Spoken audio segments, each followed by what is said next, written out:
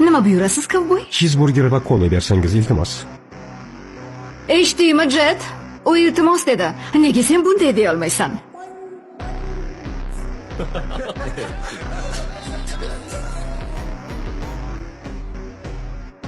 Kolangiz? Bu esa quyoningiz uchun. Rahmat. Buyurtmangiz tayyor bo'lib qoladi. Balki siz yana biron nima istarsiz. Meni ismim Lexi.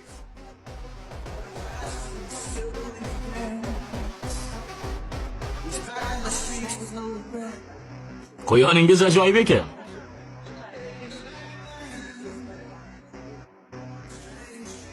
Senga gapirganda javob bermaslik odobdan emas.